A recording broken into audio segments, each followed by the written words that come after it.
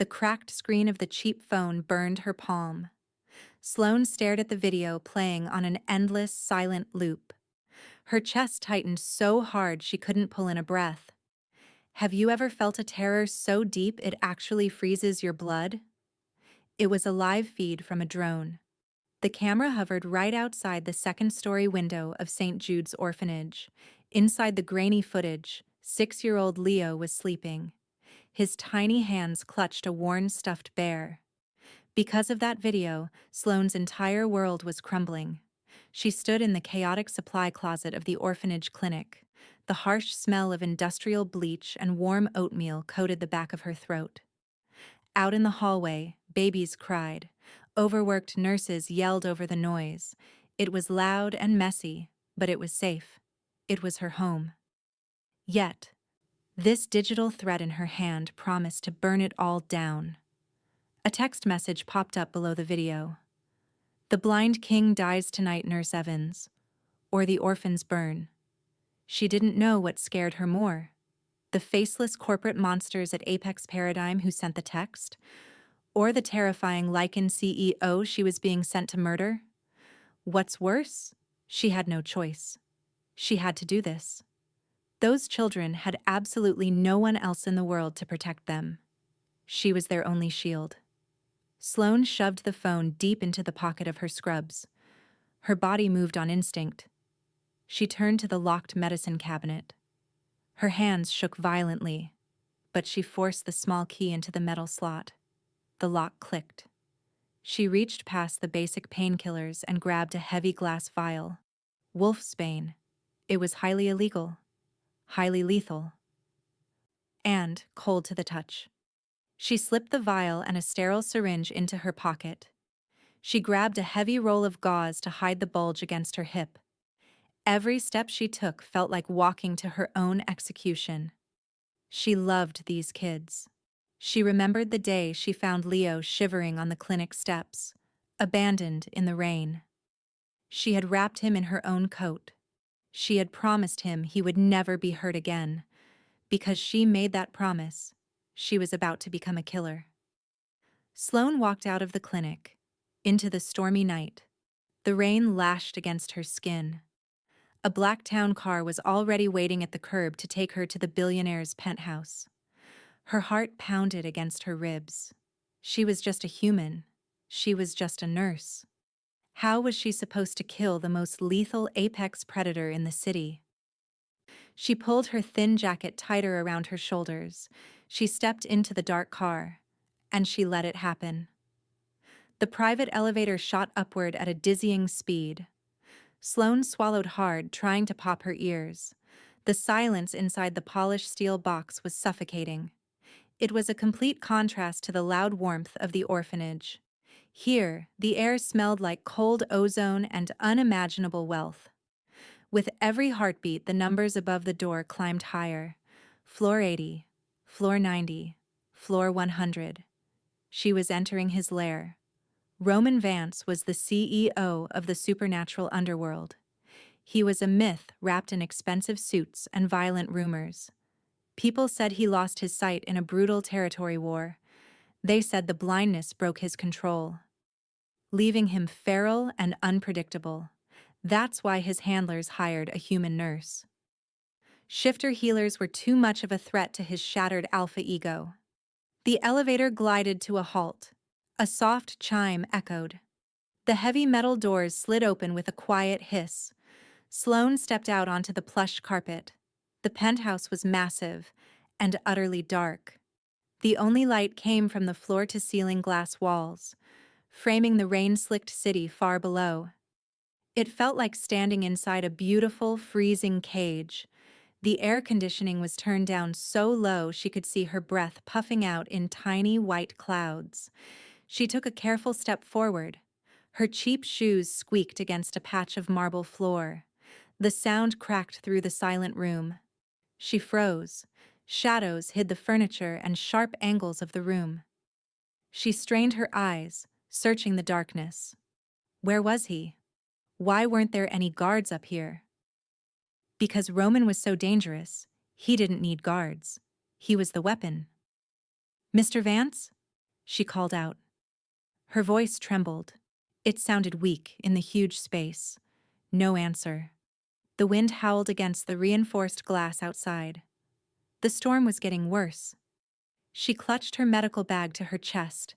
Her fingers brushed the hidden pocket where the syringe rested. She needed to find him. She needed to administer his evening IV, slip the wolfsbane into the saline line, and walk out.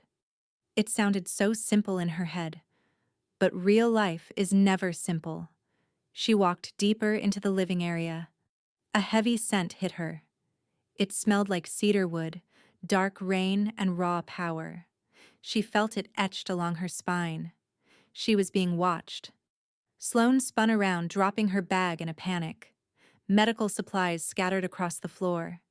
In the quiet that followed, a low rumble vibrated through the floorboards. It wasn't a human sound. It was the deep, chest-rattling growl of a massive predator. He stepped out from the darkest corner of the room. Sloane stopped breathing. Roman Vance was massive. He was dressed in a dark dress shirt. The expensive fabric barely contained the hard muscles of his chest and shoulders. His jaw was covered in dark scruff, his lips pressed into a cruel line. But it was his eyes that stopped her. They were an unnatural gold. They were wide open, glowing faintly in the dim light, yet completely sightless. He didn't use a cane. He didn't stumble. With every step, he moved with the silent grace of a hunting wolf. He tilted his head. His nostrils flared slightly as he took in her scent. Sloane took a terrified step backward. Her heel hit the glass wall. She was trapped. "You smell like fear," Roman stated. His voice was a gravelly rasp that sent a shockwave of heat through her. "And cheap soap." Her heart skipped. She tried to swallow, but her mouth was dry. I'm Nurse Evans. I'm here to administer your medication." She bent down, her hands shaking so badly she could barely pick up the IV bags from the floor. She needed to get close to him. She needed to find a vein. He stood perfectly still as she approached. He towered over her, radiating a blistering body heat that fought the freezing air of the penthouse. She reached out, her pale fingers hovering over the thick muscle of his forearm. Before either could speak, he moved. It was a blur of motion. In the span of a breath, Roman's hand shot out. He gripped her wrist. His fingers were like bands of hot iron, locking around her bones with crushing force. He yanked her forward. Her chest slammed against his torso. The air thickened. She gasped, staring up into his unseeing golden eyes. He was so close, she could feel the rapid thud of his heartbeat against her own ribs.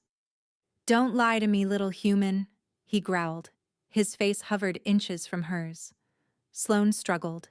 She pushed her free hand against his chest. It was like pushing against a brick wall. "Let me go. You're hurting me." He leaned down, burying his face in the curve of her neck. He inhaled deeply, a dragging breath against her skin. A heavy pool of heat settled low in her belly, warring with her terror. "You brought poison into my den," Roman whispered against her collarbone. "I can smell the wolfsbane in your pocket. Tell me who sent you, or I will rip your throat out right now." Between them, something cracked. Her assassination plan was over before it even began. She was at the mercy of a blind monster. And heaven help her, she had never felt so terrifyingly alive. Without another word, Roman tightened his hand around her wrist. The space between them burned. He was entirely blind, yet he stared down at her with terrifying precision. Her voice trembled. "I don't know what you're talking about." It was a weak lie. As the silence stretched, the air inside the penthouse grew heavy. He didn't yell. Instead, a dark growl vibrated inside his chest. It was a sound that warned of ripped flesh and broken bones. Before either could speak, the world exploded. It wasn't a bomb. It was the weather. The air pressure inside the room dropped so violently, Sloane's ears popped. The temperature plummeted. The world shifted. The reinforced glass walls groaned under a sudden, terrifying force. A localized blizzard slammed into the skyscraper. Engineered by the ruthless tech at Apex Paradigm, the entire building shuddered like a dying animal. The heavy lighting above them flickered rapidly. Then, total darkness. The power grid was dead. Before she could move, steel shutters slammed down over the elevator doors. They were sealed in. Sloane gasped, the sudden cold biting into her lungs. Roman didn't flinch. She watched his head tilt sharply toward the windows. His nostrils flared, taking in short, aggressive breaths. His blindness didn't matter right now. His other senses were mapping the threat perfectly. The beast inside him clawed to the surface. He released her wrist so fast she stumbled backward. What followed was terrifying. Roman prowled away from her, his massive frame melting into the dark room. He was securing his perimeter. She was completely alone in the dark. Her thoughts spun. She still had the syringe of wolfsbane in her pocket. Yet, her hands were shaking so badly. She couldn't feel her own fingers. She remembered a hidden detail in the Apex blackmail file. Something about the building's structural weakness. But the memory was foggy. That was a problem for later. Right now, the cold was going to kill her. She didn't know what scared her more. The freezing air stealing her body heat? The armed mercenaries she knew were coming? Or the blind monster pacing in the shadows? She knew he was circling closer. In the quiet that followed, the temperature dropped to dangerous levels. Sloane wrapped her thin arms around her chest. Her teeth chattered uncontrollably. The penthouse had become an icebox. No matter how hard she tried, she couldn't stop shivering. She huddled near the base of a leather sofa, her scrubs offering zero protection. This was exactly like the winter she turned 10. She had been placed in a broken foster home where the heat never worked. She remembered curling into a tight ball under a thin sheet. She had learned a brutal lesson that night. No one was coming to save her. She had to be her own protector. The world was cold and indifferent. A sudden wave of heat washed over her frozen skin. Roman sat down on the floor right beside her. He was radiating warmth like a furnace. A magnetic pull drew her toward him. She didn't want to move. Still, her freezing body betrayed her logic. She leaned an inch closer to his heat. Roman reached out. His hand found her shoulder in the dark. His touch wasn't violent this time. It was slow. It was deliberate. He pulled her firmly against his side. Her world tilted. She was pressed against a solid wall of hot muscle. She rested her cheek against his chest, listening to the steady rhythm of his heart. It was hypnotic. How could the man she was sent to murder be the only thing keeping her alive? Are monsters supposed to feel this gentle? She breathed in the deep scent of cedar and rain. It clung to his skin. Something inside her shifted. For the first time in her life, she didn't feel like she had to carry the burden alone. His arm wrapped around her, a protective shield against the freezing room. Maybe it was fate, or maybe it was just survival. She squeezed her eyes shut, fighting the guilt tearing her apart. If she didn't kill him, little Leo would die. If she did kill him, she would destroy the only person who had ever made her feel safe. She had a choice to make, and time was running out. By the time the initial shock of the cold faded, the silence in the room had changed. It felt heavy. It felt loaded. Even though he couldn't see her, under the weight of his stare, Sloane felt completely exposed. Roman shifted beside her. His hand moved down, his long fingers brushing against her scrub pocket. Before the words left her lips, he snatched the glass vial of wolfsbane. Her breath caught. He held the deadly liquid between his thumb and forefinger. He rolled it slowly, feeling the cold glass. Then, he crushed it. The glass shattered with a sharp crunch. The poisonous liquid spilled onto the carpet. The tension broke. "You are shaking," Roman said quietly. His voice was a low rumble in the dark, but not from the cold. She didn't answer. What could she possibly say? "I am giving you one chance, little human," he whispered, leaning his face close to her ear. "Tell me who sent you. Tell me why you are crying." She hadn't realized tears were spilling down her frozen cheeks. He could smell her sorrow. He could hear her erratic heartbeat. She couldn't hide her terror anymore. She opened her mouth to confess. She wanted to tell him about the orphanage. She wanted to tell him about the drone. She wanted to tell him everything. But then, a new sound cut through the howling wind. It was faint at first, a rhythmic, heavy thumping noise echoing outside the glass. Sloane stiffened. Her instincts surged. She knew exactly what that sound was. It was the heavy blades of a military helicopter. Apex Paradigm hadn't just sent a storm, they had sent an army. In that moment, Roman's entire demeanor changed. The gentle protector vanished. The apex predator returned. His golden eyes seemed to flare in the darkness. He stood up, pulling Sloane to her feet behind him. "Stay behind me," he commanded. His claws extended, a sickening, wet slide. As the sky darkened outside, the real nightmare began. As the sky darkened outside, the real nightmare began. The western glass wall of the penthouse exploded inward. Freezing shards rained across the plush carpet. The heavy blades of a helicopter roared so loudly the floor shook. Sloane covered her head. She screamed as the icy wind battered her thin scrubs. Her instincts surged. She remembered a day at the clinic. A panicked blind dog had gotten loose in the lobby. She learned then that a blind creature in an unfamiliar space will tear itself apart trying to escape. Roman's mental map of the furniture was completely destroyed by the blast. He was suddenly vulnerable. He was a lethal predator. But right now, he was trapped in a shifting maze. Her body moved on instinct. She grabbed his bicep. "The glass is everywhere!" she yelled over the wind. He froze. His chest heaved. His golden eyes were wide. He couldn't see the debris. He had to rely entirely on her eyes. She had to become his vision. "3 steps forward, 2 to the left," she commanded. He obeyed instantly, and she let it happen. With every step, they moved perfectly together.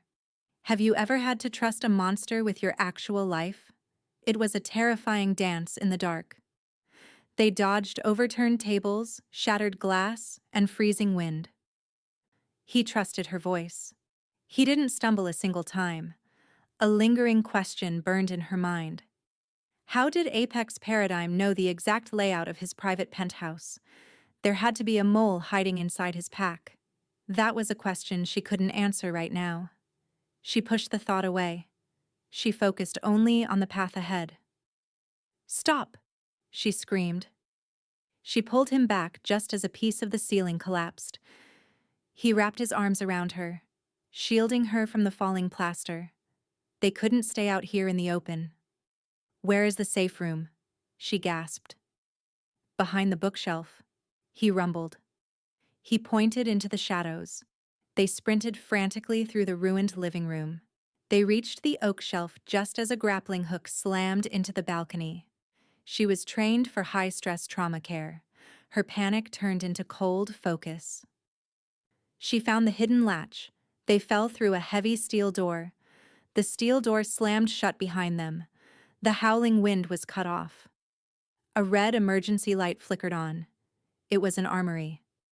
The walls were lined with weapons, tactical gear, and medical supplies. She watched him breathe. His broad chest heaved up and down. His golden eyes scanned the room, even though he couldn't see a single gun.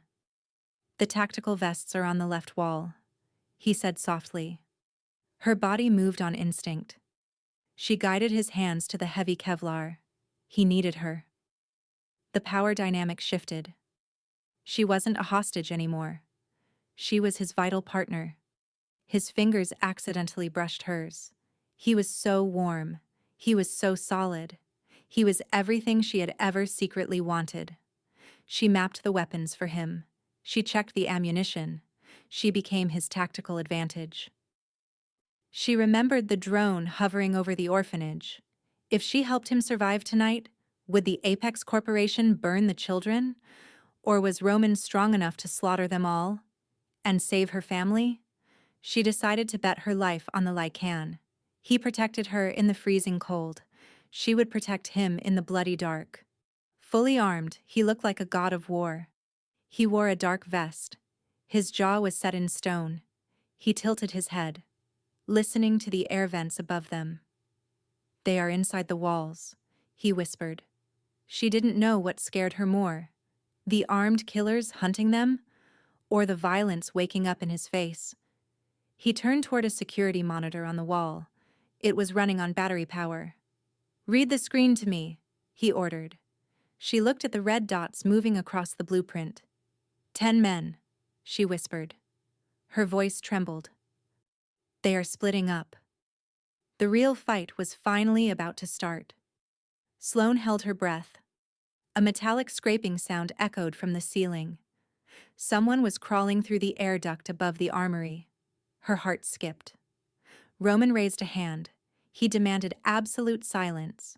She watched the metal grate above them slowly unscrew. Have you ever seen death arrive in slow motion? A mercenary dropped silently into the room.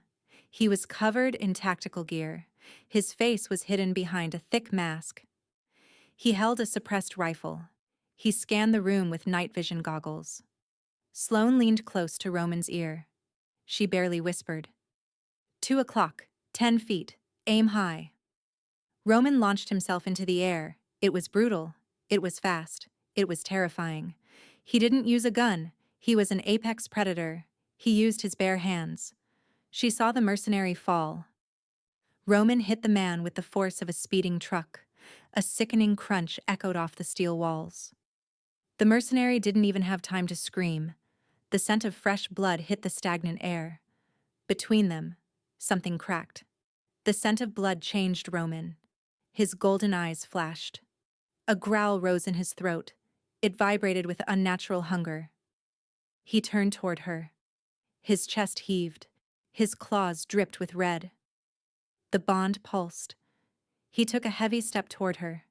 He didn't look like a billionaire CEO anymore. He looked like a wild beast. One who had just tasted fresh prey. She felt it, etched in fire down her spine. His humanity was slipping away. The violence was so sudden.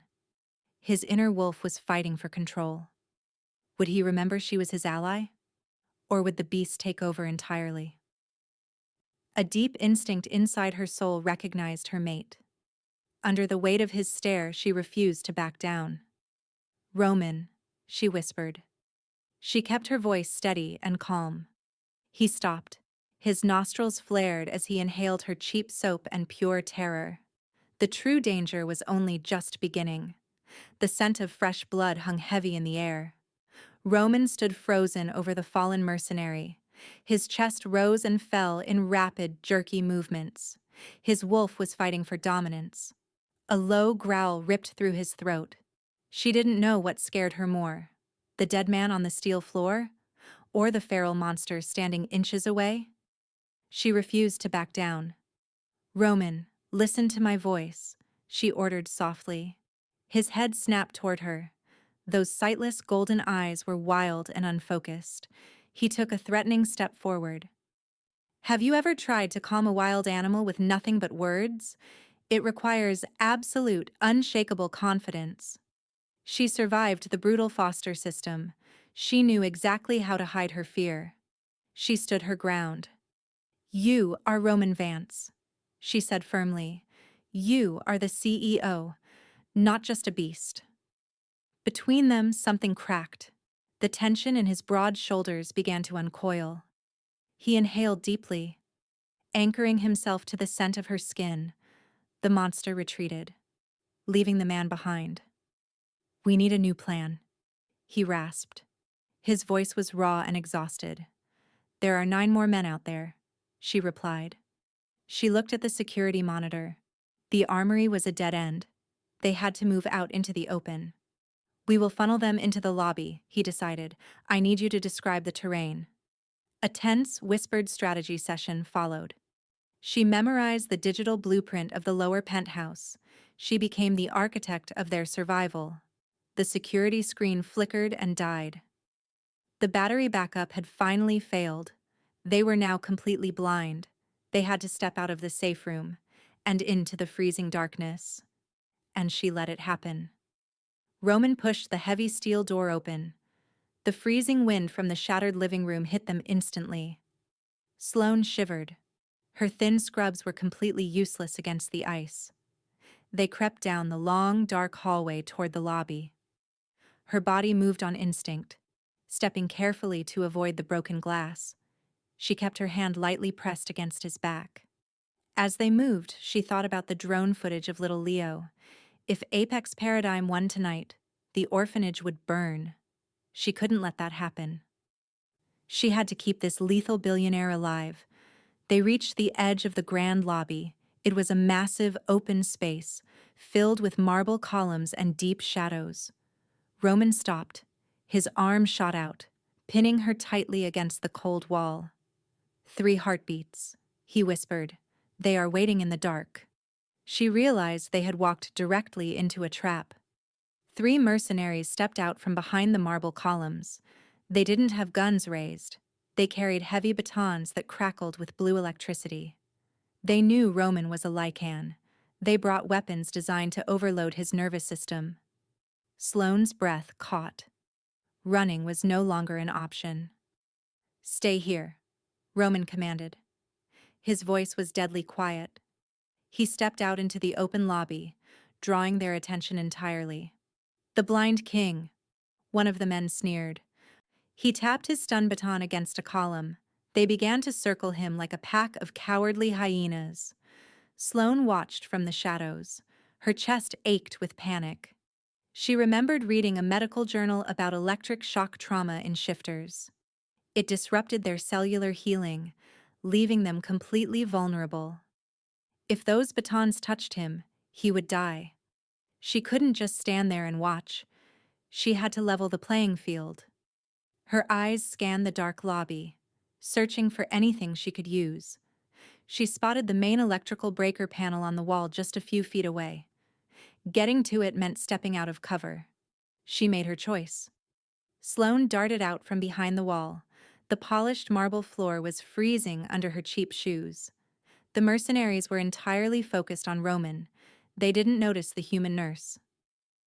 She reached the heavy metal box of the breaker panel. She threw it open. Her fingers frantically searched the dark wires.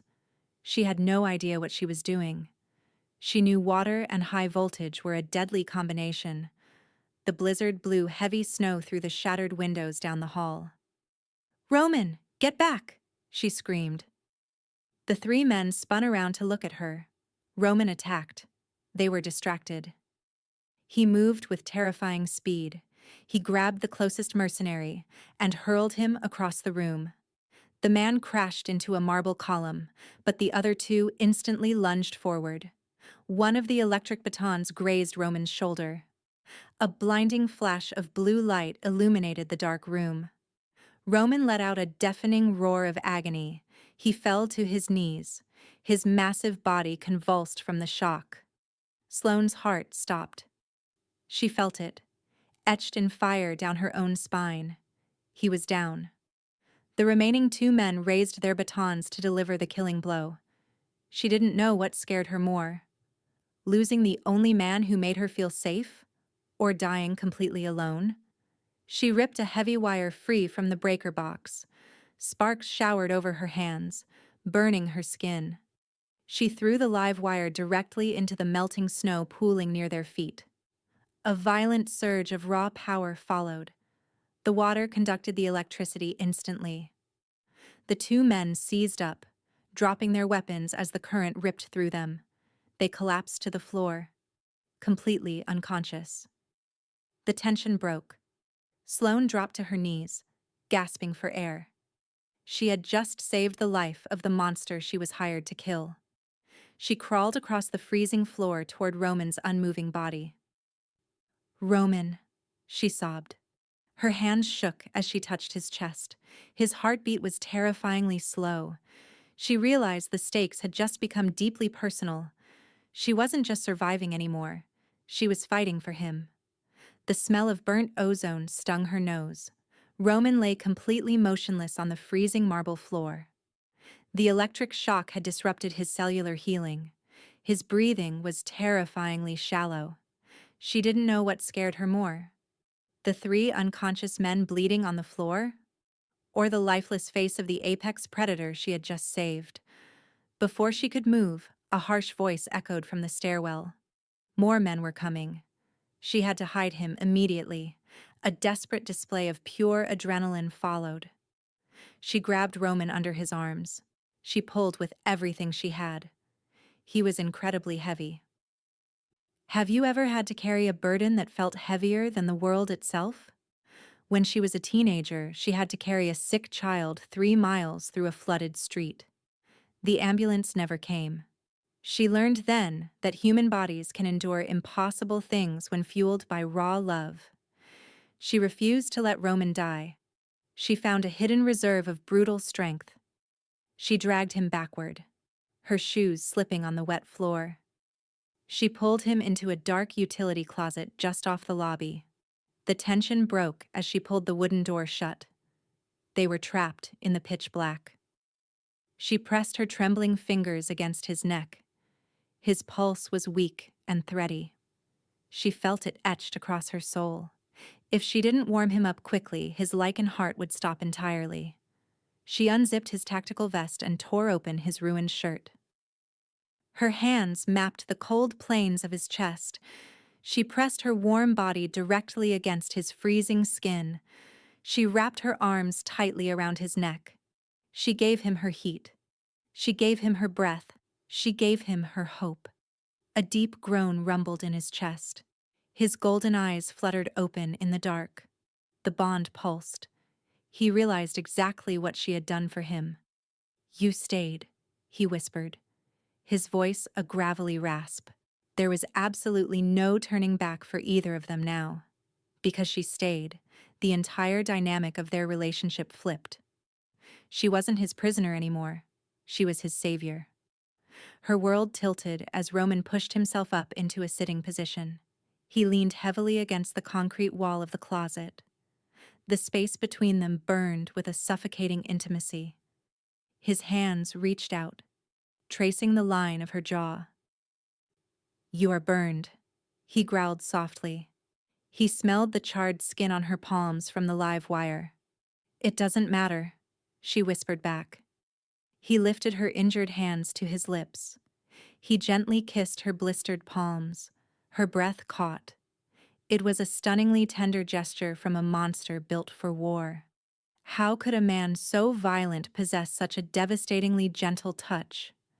In that moment, she stopped fighting her own heart. She realized she was falling hopelessly in love with him. Yet, a terrifying question remained completely unanswered. Why did the mercenaries bring specialized electric batons? Someone who intimately knew Roman's biological weaknesses had planned this attack. Who was the traitor feeding Apex Paradigm his secrets? A piercing ring sliced through the air. It was so loud it made Sloane's teeth ache.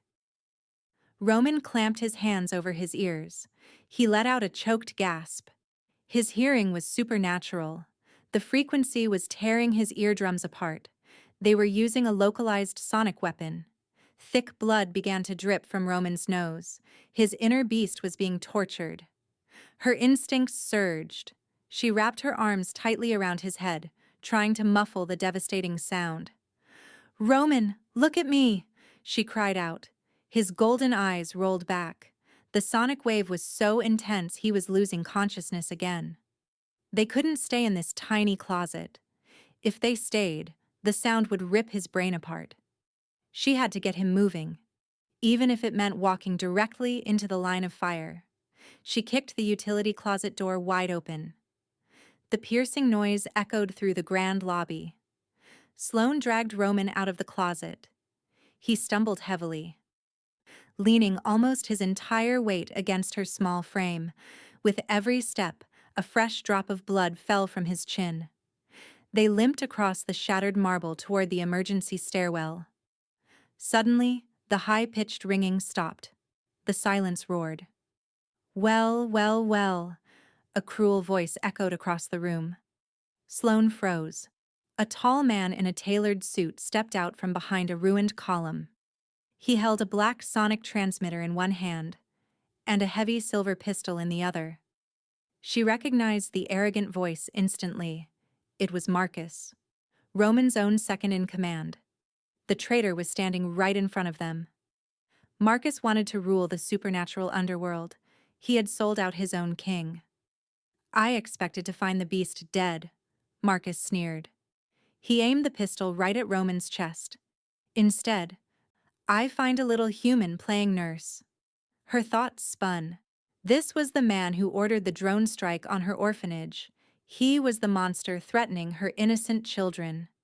A memory flashed vividly through her mind. When she was 12, an older boy had tried to drown a stray kitten in the river. She hadn't run away. She had picked up a heavy rock. She had screamed with fury. She had broken the boy's jaw. She fiercely protected the innocent.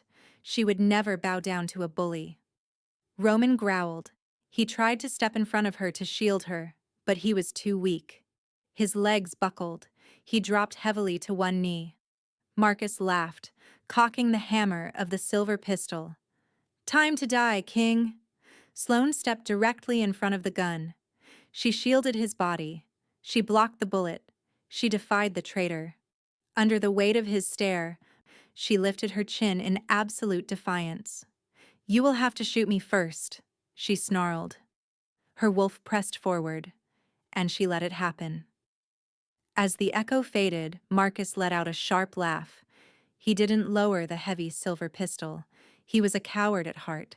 He didn't care about honor or a fair fight. "How incredibly touching," Marcus sneered, his eyes filled with disgust. The world shifted. Marcus pulled the trigger. The gunshot was deafening in the ruined lobby. Sloane braced for the impact, but Roman violently shoved her out of the way. He took the silver bullet directly in his stomach. Silver acts like a fast-moving poison to a lichen. Roman collapsed instantly. Dark blood pooled rapidly on the shattered marble floor. "Have you ever felt your own soul shatter?" Sloane screamed, falling to her knees beside him. She pressed her hands firmly over his wound, trying to stop the flow. She was covered in his blood, utterly helpless as the man she loved bled out. A moment of blinding despair followed. Marcus walked slowly toward them, his shoes crunching on the broken glass. He reached down and snatched the phone from Sloane's pocket. He held it up, showing her the live drone feed of the orphanage. "The children die in exactly 10 minutes, Marcus stated, his voice devoid of emotion. He wanted Roman to suffer. He made sure that Alpha knew he failed to protect his mate's family.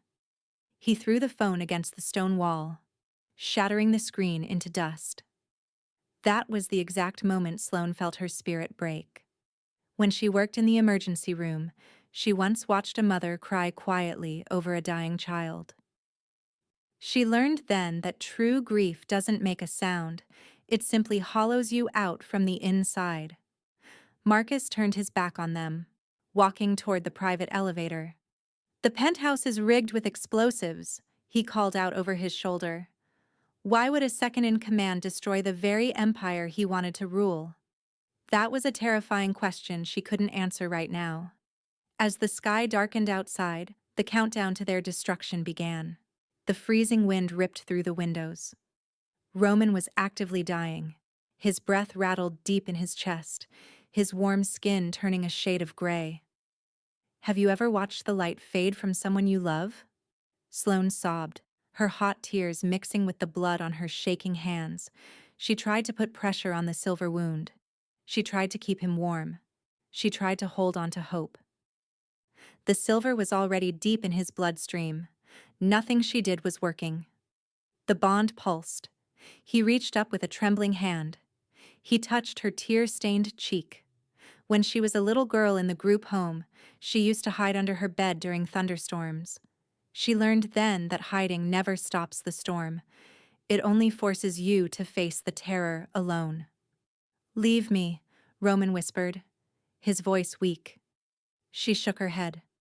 "No," she cried out. "I won't let you die." But Roman knew the brutal truth. His beast was silent and his sight was gone forever. He believed he was already dead. He confronted his deepest fear, admitting out loud that he could not save her. "Run, little human," he breathed out. Closing his unseeing eyes, he surrendered his pride, he surrendered his life, he surrendered his heart to her. His chest stopped moving entirely. Her world tilted. Was this really how their story was meant to end? She was alone in the dark, waiting for the bombs to drop. In the stillness that followed, the cold wind howled a mournful song. Roman was gone. Her chest ached so deeply she thought her own heart had stopped. She was alone in the dark, waiting for the bombs to drop. Have you ever realized your biggest weakness was actually your greatest weapon? Her thoughts spun wildly. She remembered an encrypted medical file she had secretly read in the Apex Paradigm database before they blackmailed her. It mentioned a rare human bloodline carrying a dormant, ancient trait. It was a genetic anomaly. It was a supernatural immunity. It was his ultimate cure. That's why they specifically hired her to be his private nurse. They thought her blood was a threat that would weaken his beast. Instead, it was the only thing that could save him. When she first started nursing school, she watched a dying patient come back to life after a massive blood transfusion. She learned then that blood is not just fluid. It is the raw, concentrated essence of life itself. She refused to lose another family. She made a desperate choice. Without thinking, she looked down at her scraped, bleeding arm. She had cut herself deeply on the broken glass during the helicopter attack. Her body moved on instinct. She pressed her bleeding wrist directly against Roman's cold, pale lips. "Drink," she whispered into the freezing void. And she let it happen. As the silence stretched, nothing happened. The metallic scent of her blood mixed with the bitter smell of the winter storm. No matter how hard she tried, she couldn't feel a pulse. Her breath caught. Had she been wrong about the Apex files? But then a violent golden shockwave ripped through the freezing air. Roman's body arched completely off the marble floor. He let out a deafening, ragged gasp that shook the stone walls. Her world tilted. Her blood carried an ancient immunity. It acted like a supernatural fire inside his dead veins. The fatal silver wound in his stomach began to smoke. The poisoned blood was being pushed out of his body. She felt it, etched in fire down to her bones. The impossible cellular regeneration was happening right in front of her eyes. Have you ever watched a miracle happen in the dark? What followed was a terrifying, beautiful transformation. The gray color of death completely vanished from his skin. According to shifter lore, healing a severed nerve is agonizing. Roman let out a guttural roar, clutching his face as the magic scorched through his damaged optic nerves. He suddenly dropped his hands. He opened his eyes. They weren't sightless or cloudy anymore. They were a vibrant, glowing amber. The blindness was completely gone. He could see. The moment their eyes locked, the earth seemed to stop spinning. He stared at her in total silence. He took in her bruised face, her cheap, bloody scrubs, and her tear-stained cheeks. He wasn't relying on his hearing or his sense of smell to map her. He was looking directly at the woman who had just saved his soul. "Sloane," he breathed out, his voice thick with overwhelming devotion. When her name left his lips, it sounded like a holy prayer. They were finally true equals. She didn't shrink away from his intense stare. She reached out, her trembling fingers touching his warm jaw. "We have 6 minutes until Marcus blows this building," she stated, her voice trembling but resolute. Not only that, the threat to her children still loomed. And 5 minutes until the drone strikes my orphanage. The king of the underworld rose to his full height. He was alive, he was whole, he was furious. He didn't need her to guide his steps through the dark anymore. With every step he took, he moved with absolute precision. "Where is the override switch for the bombs?" she asked, grabbing a discarded metal baton from the floor. "In the private elevator shaft," he growled, his golden eyes burning with fury. Marcus had underestimated them. The traitor had left a perfect opening. They didn't just have to survive. They didn't just have to escape. They had to hunt. As the sky darkened further, they ran side by side toward the final climax of the war. Without warning, they burst through the shattered double doors leading to the private elevator lobby. The air thickened with the harsh smell of military-grade explosives. Marcus was arrogant enough to believe he had already won. He stood casually by the open elevator shaft, holding a blinking detonator. Her heart skipped a beat. The red numbers on the bomb casing read 45 seconds. Marcus turned around. A smug smile plastered across his face. But then, the traitor actually looked at Roman. As the truth unraveled, the smile vanished from Marcus's face. Have you ever watched a false king realize his doom? Roman's golden eyes were focused and tracking every movement. Marcus knew the impossible had happened. The blind beast could see. In that moment, Sloane remembered a hot summer day when she was a frightened kid. She had watched a scarred stray dog fight off 3 coyotes just to protect a cardboard box of puppies. She learned then that true power doesn't come from hatred or ambition. It comes entirely from what you are trying to protect. Roman unleashed the full wrath of the Lycan King. Before the words left her lips, he moved faster than human eyes could track. He didn't just attack Marcus, he dismantled him. What followed was a violent symphony of justice. Roman grabbed the traitor by the throat, lifting his heavy body off the marble floor with just one hand. Marcus dropped the detonator in pure panic. Her body moved on instinct. Sloane dove across the freezing floor, sliding on her knees over broken glass. She snatched the detonator just as the timer hit 15 seconds. Her thoughts spun as she stared at the complex wires and buttons. She didn't know what scared her more: cutting the wrong wire and blowing them all to ashes, or watching the drone feed activate. She had spent years repairing broken medical equipment.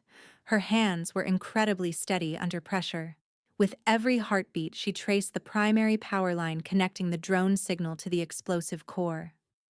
Between one breath and the next, she ripped the blue wire straight out of the circuit board. The digital timer went black. The tension broke. She dropped the useless piece of plastic, her entire body shaking with relief. A loud crack echoed behind her. Roman dropped the unconscious traitor to the floor. The battle for the penthouse was finally over. In the stillness that followed, the only sound was the howling winter storm outside. Sloane sat perfectly still on the floor. Her chest ached with a mixture of exhaustion and victory. She pulled a cracked tablet from Marcus's tactical belt and accessed the drone feed. As the screen flickered to life, she saw the dark shape of the drone flying away from St. Jude's orphanage. The central command link was severed. The machine was defaulting to a safe retreat. Little Leo and the rest of her found family were safe. Tears of joy spilled down her cheeks. As the bond pulsed, Roman walked toward her. With his scent in the air, the cold room suddenly felt warm. He dropped down to his knees in front of her. Under the weight of his stare, she looked up into his glowing amber eyes. He wasn't staring through her anymore. He was looking into her soul. He reached out, his blood-stained hands gently cradling her face. Have you ever felt the exact moment a brutal war turns into peace? You are beautiful, he whispered, his voice thick with raw emotion. It was the first time he had truly seen the woman who fought so hard for him. Her breath caught as his thumb wiped a tear from her cheek. They had survived the impossible together. The invisible wall between them completely shattered. She leaned forward, pressing her forehead against his chest. She listened to the strong, steady rhythm of his healed heart. The children are safe. She sobbed quietly into his ruined shirt. He wrapped his massive arms around her, pulling her into his lap. You saved my life, Sloane. He rumbled against her hair. You saved my humanity. As fire bloomed beneath her skin, she tilted her head back. Between them, something cracked open and flooded the room with light. He leaned down and captured her lips in a deep, searing kiss. It tasted like rain, ozone, and forever. Her soul answered, completely surrendering to the fiercely protective king holding her in the dark. Eventually, the harsh winter melted into a bright spring. 3 weeks later, the air smelled like warm sunshine and fresh chocolate chip cookies. Sloane stood on the wooden porch of St. Jude's orphanage. Except, it wasn't a rundown clinic anymore. Roman had quietly purchased the city block. The orphanage was now a heavily fortified sanctuary. Tall iron gates protected the children, and shifter guards stood watch in the shadows. She watched a group of kids running across the fresh grass. Right in the middle of the chaos was Roman. He was wearing a simple gray t-shirt and jeans, looking relaxed. He had little Leo sitting high on his shoulders, the boy laughing as Roman spun him around. Her heart skipped. She remembered a time when she believed she had to carry the weight of the world alone. She learned that asking for help isn't a weakness. It is the ultimate act of bravery. She trusted a monster in the dark. She had found the greatest protector her family could ask for. Roman gently set Leo down and turned his head. His amber eyes locked onto hers across the busy courtyard. The moment their eyes locked, the loud sounds of the playing children faded away. As if pulled by a string, he walked toward the porch. He climbed the wooden stairs, his gaze devouring her. He pulled her into his arms, burying his face in the curve of her neck. "You smell like sugar and sunshine," he murmured, his breath sending shivers down her spine. "And you look entirely too happy for an underworld boss," she teased, wrapping her arms around his waist. He pulled back just enough to look into her eyes. "I am exactly where I belong," he stated firmly. He didn't just buy a building, he had claimed her entire pack as his own. As the sky brightened above them, Roman kissed her under the warm sun. She felt it, etched in fire across her heart. She was no longer just a desperate nurse fighting a lonely battle. She was the fiercely protected mate of the Lycan King, and she let it happen.